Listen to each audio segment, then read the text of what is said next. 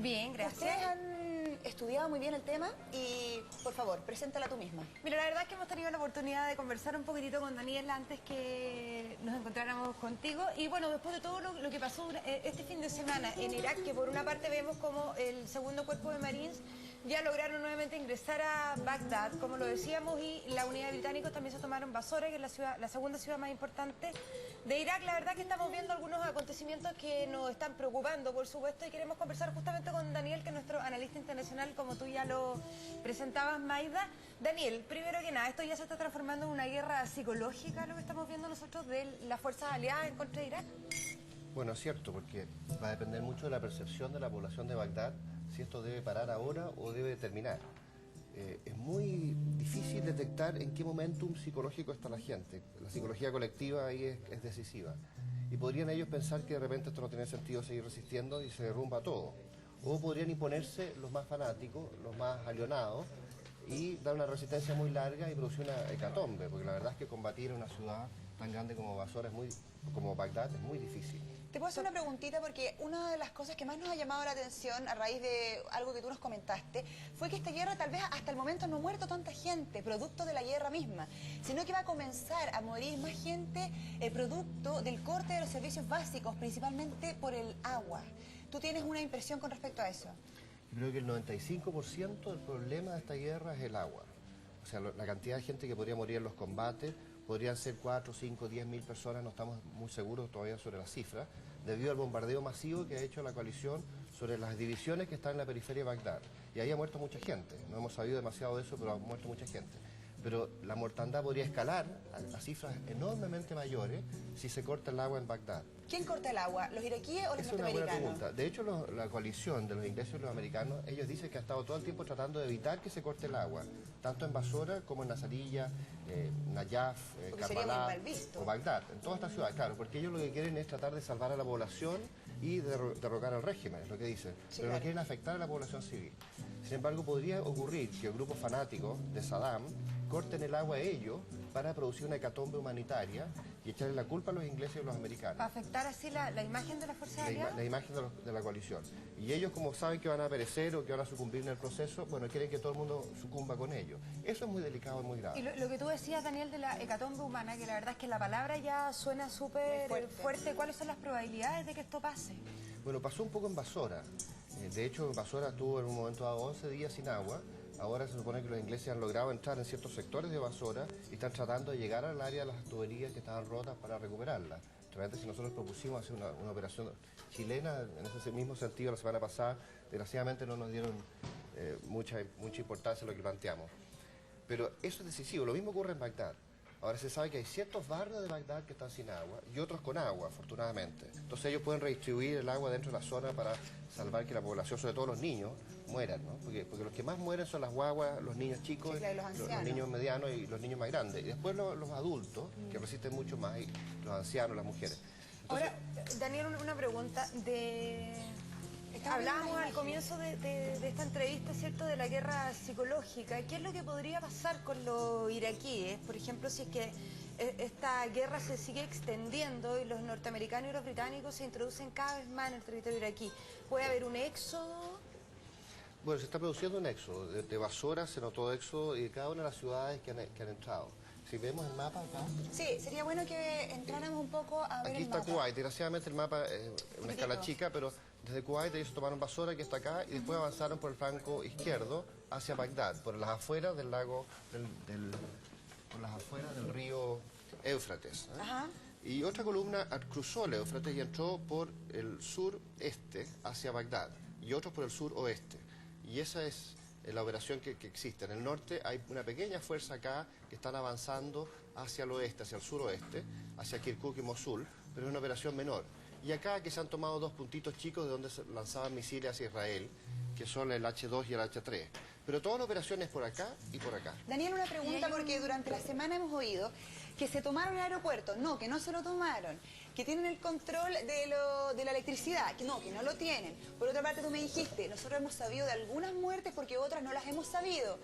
¿qué pasa con la verdad de la guerra? Porque a nosotros, al mundo occidental, nos llega la visión de la CNN, de los occidentales, de los aliados principalmente.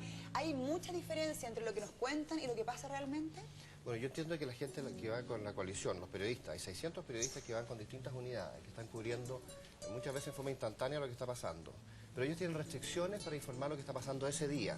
A veces pueden informar lo que está pasando con 2 días de atraso, para no afectar la operación en sí. Claro. Pero generalmente lo que ellos informan es totalmente veraz. De hecho, la CNN, la BBC y las agencias de prensa occidental no solo toman la opinión pro-guerra, sino que también toman la opinión antiguerra y muestran todas las campañas antiguerra, muestran los dos lados, así que es bastante más abierto. En cambio, los que están planteando lo que señala el gobierno de Saddam, todas las agencias de información de Saddam, solamente muestran una cara y no muestran las dos caras. Claro, perfecto. Oye, Daniel, la verdad es que cuando uno habla de la guerra y piensa y escucha hablar, también la guerra ha sido como conversación en todas las casas, ¿cierto? Es bastante impopular por donde se le mire. Sí. ¿De qué manera nosotros podríamos entender por qué Estados Unidos e Inglaterra están empecinados, digamos, en esta guerra contra Irak? Bueno, siempre hubo interés en actuar contra Irak, también de algún modo controlar a Irán y Siria, que son 3 países en el Golfo que son claves para el control del Golfo. Aquí tenemos a Siria, tenemos a Irak y tenemos a Irán. Se pensó que se podía actuar contra Irak porque había una gestión legal de la ONU que llevaba 12 años, por todos los antecedentes de Irak atacando Irán, Irak tomándose Kuwait. Así que por eso, digamos, se pudo actuar sobre Irak. Y básicamente porque ellos promueven el terrorismo, ¿no?